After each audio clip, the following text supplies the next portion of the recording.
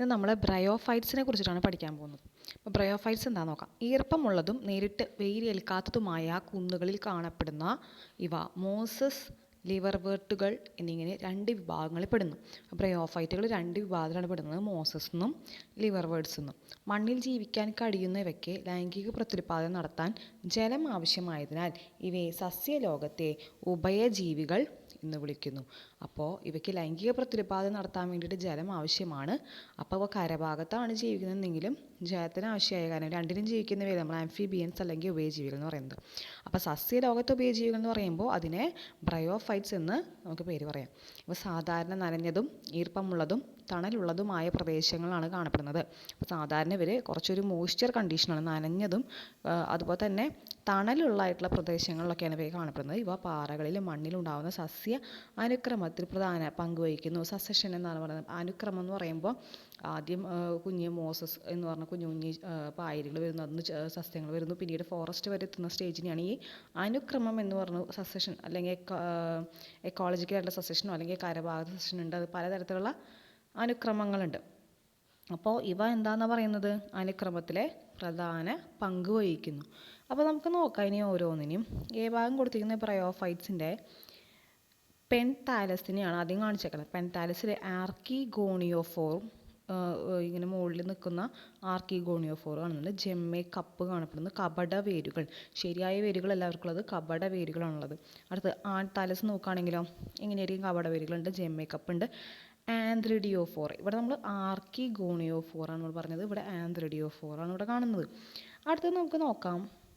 C എന്നുള്ള ആ ഒരു പിക്ചറിൽ കാണപ്പെടുന്നത് ഫ്യൂണേറിയാണ് കാണിച്ചേക്കണവർ അല്ലേ. അതിൽ സ്പൈറോഫൈറ്റ് എന്ന് പറയുന്ന ഒരു ഭാഗവും ഗാമെറ്റോഫൈറ്റ്, സ്പൈറോഫൈറ്റും ഗാമെറ്റോഫൈറ്റും എന്ന് രണ്ടായിട്ട് ആ ഒരു പ്ലാന്റ് ബോഡീനെ തിരിച്ചിട്ടുണ്ട്. അതിൽ മുകളിൽ കാണപ്പെടുന്നതാണ് ക്യാപ്സ്യൂള്, നടുക്കിൽ സീറ്റ, ബേസിൽ വരുന്നതാണ് ഇലകൾ, പ്രധാന അക്ഷം, അതുപോലെ തന്നെ കപട വേരുകൾ. ഇതെന്താണ് നമ്മൾ പറഞ്ഞത്, ഫ്യൂണേറിയാണ് കേട്ടോ അവിടെ കാണിച്ചേക്കുന്നത്. ഗാമെറ്റോഫൈറ്റും അതുപോലെ തന്നെ സ്പൈറോഫൈറ്റും കാണിക്കുന്നു. അടുത്തത് സ്ഫാഗ്നമാണ് കാണിച്ചിരിക്കുന്നത്. സ്ഫാഗ്നത്തിൽ ഗാമെറ്റോഫൈറ്റ് കാണിച്ചിരിക്കുന്നത്. അതിൽ ഗാമെറ്റുള്ള ആ ഒരു പ്ലാന്റ് ബോഡീനെയാണ് ഗാമെറ്റോഫൈറ്റ് എന്ന് പറയുന്നത്. അപ്പോൾ അതിൽ പരാഗിക ശാഖ ഇവിടെ കാണിക്കുന്നത്, ശാഖകൾ അണ്ഡപുടക ശാഖ. അപ്പോൾ എവിടെയാണ് ഈ ഭാഗത്ത് അണ്ഡപുടക ശാഖ. ഓരോ ബ്രയോഫൈറ്റ്സിൻ്റെ ഡിഫറെൻ്റ് ആയിട്ടുള്ള ടൈപ്സാണ്. ലിവർവേർട്സിൻ്റെ പല ടൈപ്സാണ്. മാർക്കാൻഷ്യയിലത്തെ കാര്യങ്ങളാണ് കാണിച്ചേക്കുന്നത്. മാർക്കാൻഷ്യ, അതുപോലെ ഫ്യൂണേറിയ, സ്ഫാഗ്നം കണ്ടു. നമുക്ക് നോക്കാം. ഈ സസ്യങ്ങളുടെ ശരീരം എന്ന് പറഞ്ഞെങ്കിൽ ആൽഗകളുടേതിനേക്കാൾ വളരെയേറെ വൈവിധ്യവൽക്കപ്പെട്ടിരിക്കുന്നു. നമുക്കറിയാം. തിരശ്ചീനമായോ, അപ്പോൾ പ്രോസ്ട്രേറ്റ് എന്നാണ് പറയുക അതിന്, അല്ലെങ്കിൽ നിവർന്നതോ ഇറക്റ്റായിട്ടോ ഈ താലസ് പോലെയുള്ള ഈ ഏകകോശ ബഹുകോശങ്ങളായിട്ടുള്ള ഈ കപട വേരുകൾ കൊണ്ട് പ്രതലത്തിൽ പറ്റിപ്പിടിച്ചിരിക്കുന്നു. ഇവയിൽ യഥാർത്ഥമായ വേരോ തണ്ടോ ഇലയോ കാണുന്നില്ല. എന്നാൽ വേര് പോലെയുള്ള ഈ പറഞ്ഞ ഓരോ ഭാഗങ്ങളുണ്ട്. അപ്പോൾ ഈ വേര് പോലെ ഇല പോലെയുള്ള തണ്ട് പോലെയുള്ള ഭാഗങ്ങൾ കാണുവാൻ സാധിക്കും. ബ്രയോഫൈറ്റ്സിൻ്റെ പ്രധാന സസ്യശരീരം എന്ന് പറയുന്നത് ഏകപ്ലോയിഡാണ്, ഹാപ്ലോയിഡാണ്.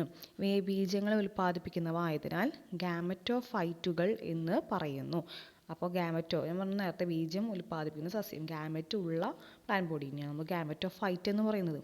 ഇവയുടെ ലൈംഗിക അവയവങ്ങൾ ബഹുകോശങ്ങൾ കൊണ്ടാണ് നിർമ്മിച്ചിരിക്കുന്നത്. ആൺലൈംഗികാവയവം പരാഗികം, ആന്ത്രീഡിയം ആണ്. പരാഗികം എന്നാണ് പറയുന്നത്.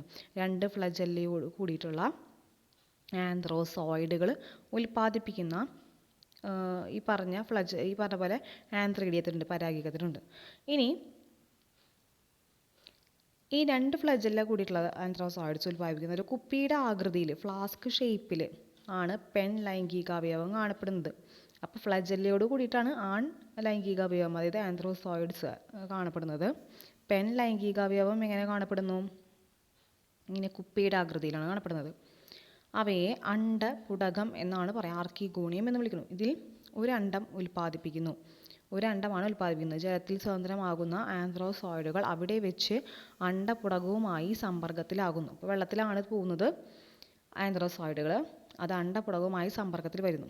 ഈ ആന്ത്രോസോയിഡ് അണ്ഡവുമായി സംയോജിച്ച് എന്തുണ്ടാകുന്നു, സിക്താണ്ഡമുണ്ടാകുന്നു, സൈഗോട്ട് ഉണ്ടാകുന്നു. ഇത്തരം സിക്താണ്ഡങ്ങൾ ഉടനെ തന്നെ ഊനഭംഗത്തിന് വിധേയമാകുന്നില്ല.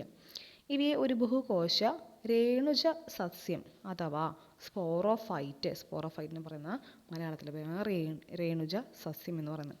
അപ്പോൾ സ്പോറോഫൈറ്റ് സ്വതന്ത്രമായി ജീവിക്കാതെ പ്രകാശ സംശ്ലേഷണ ശേഷിയുള്ള ഗാമറ്റോഫൈറ്റിൽ പറ്റി പിടിച്ച് വളരുകയും അവയിൽ നിന്ന് പോഷണം സ്വീകരിക്കുകയും ചെയ്യുന്നു. ഇവ സ്പോറോഫൈറ്റിലെ ചില കോശങ്ങൾ ഊനഭംഗത്തിന് വിധേയമാണ്, ചില കോശങ്ങൾ മാത്രം കേട്ടോ. അപ്പോൾ ഏകപ്ലോയിഡ് ആയിട്ടുള്ള രേണുക്കളെ ഉൽപ്പാദിപ്പിക്കുന്നു.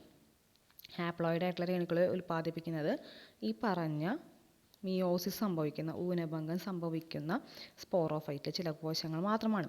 അപ്പോൾ ഈ രേണുക്കൾ വളർന്ന് ഗാമറ്റോഫൈറ്റായിട്ട് മാറുന്നു. ബ്രയോഫൈറ്റിന് സാധാരണയായിട്ട് വാണിജ്യ പ്രാധാന്യം കുറവാണെങ്കിലും ചില മൂസുകൾ, സസ്യഭുക്കളായ സസ്തനികൾ, പക്ഷികൾ, മറ്റ് ജന്തുക്കളൊക്കെ ആഹാരമാക്കുന്നു. ഒരിനം മോസായിട്ടുള്ള സ്ഫാഗനത്തിൽ നിന്ന് ലഭിക്കുന്ന പീറ്റ് ഇന്ധനമായിട്ട് ഉപയോഗിക്കുന്നുണ്ട്. കൂടാതെ ഇവയ്ക്ക് ജലം ശേഖരിച്ച് നിർത്താനുള്ള കഴിവുള്ളതിനാൽ ജീവനുള്ള വസ്തുവെ ഒരു സ്ഥലത്ത് നിന്ന് മറ്റൊരു സ്ഥലത്തേക്ക് കൊണ്ടുപോകാനുള്ള പാക്കിംഗ് വസ്തുവായിട്ട് ഇവർ ഉപയോഗിക്കുന്നുണ്ട്. ലൈക്കനുകളോടൊപ്പം മൂസുകളും ചേർന്ന് പാറകളിലെ ആദ്യ അധിനിവേശ വിഭാഗത്തിൽ മാറുന്നതിനാൽ ഇവയ്ക്ക് പാരിസ്ഥിതികമായി വളരെ പ്രാധാന്യമുണ്ട്. ഇവ പാറകളെ വിഘടിപ്പിച്ച് ആ പ്രതലത്തെ ഉയർന്ന തലത്തിലുള്ള സസ്യങ്ങൾക്ക് വസിക്കാൻ അനുയോജ്യമാക്കി തീർക്കുന്നു. മൂസുകൾ മണ്ണിൻ്റെ ഉപരിതലത്തിൽ കട്ടിയുള്ള ഒരു മെത്ത പോലെ വളരുന്നതിനാൽ മഴവെള്ളം വീഴുമ്പോഴേക്കും ആഘാതം ഇല്ലാതാക്കുന്നതിനും മണ്ണൊലിപ്പ് തടയാനൊക്കെയായിട്ട് സഹായിക്കുന്നു. ബ്രയോഫൈറ്റ്സുകളെ ലിവർ ബേർഡ്സ് എന്നും അതുപോലെ മോസസ് എന്നും രണ്ടായിട്ട് തിരിച്ചിരിക്കുന്നു. ഇനി അടുത്ത് നമ്മൾ ഇതിൻ്റെ ഓരോ ഭാഗങ്ങളെ കുറിച്ചിട്ടാണ് പഠിക്കാൻ പോകുന്നത്. അപ്പോൾ ഇത്രയാണ് ബ്രയോഫൈറ്റ്സിനെ കുറിച്ചിട്ടുള്ളൊരു ആമുഖം. അടുത്ത ക്ലാസ്സിൽ കാണാം. Thank you.